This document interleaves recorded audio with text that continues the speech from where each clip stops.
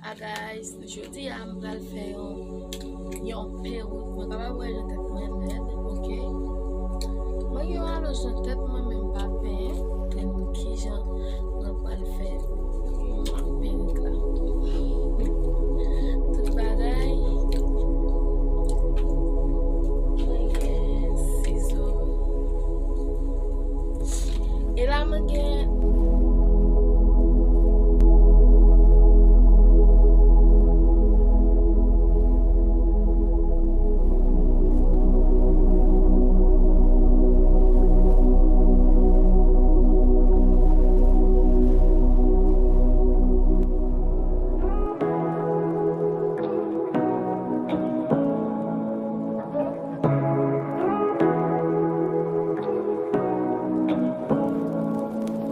Say what you wanna say to me now.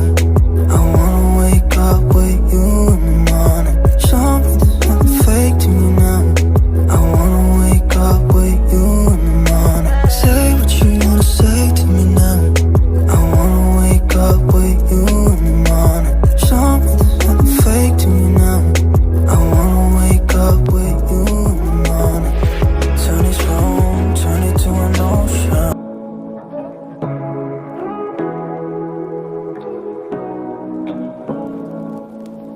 Say what you wanna say to me now. I wanna wake up with you in the morning. Show me the la m fini.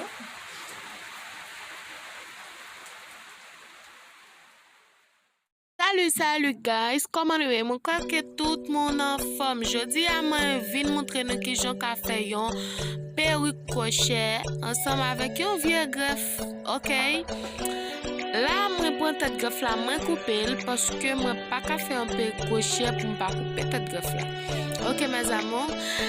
Wow, c'est vraiment belle. Pas oublier like vidéo pour capable continuer regarder ensemble avec et m'a porter belle vidéo pour nous chaque jour.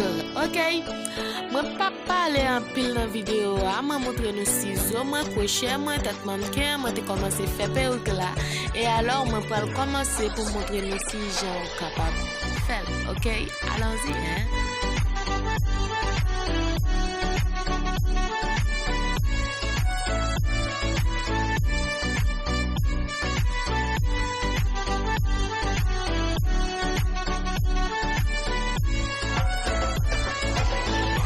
Si ça pas inquiéter nous même là nous on fait yo petit parce que c'est devant à pied là tout fin fourni à faire un sel ou pas pour yo paraître. Enjoy guys.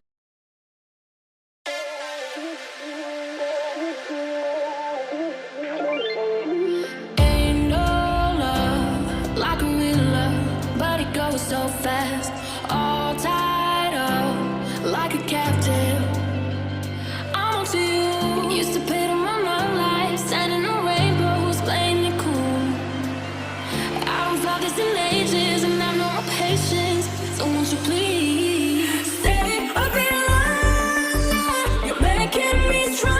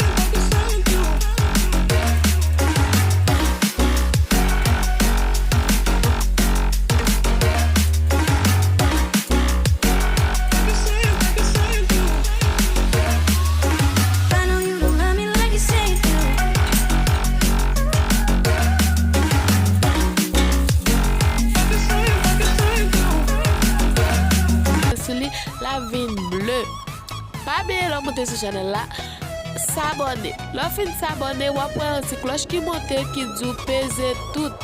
Vous après tout et puis vous après aucun, vous peser tout pour que vous jouez toutes ces vidéos qui me la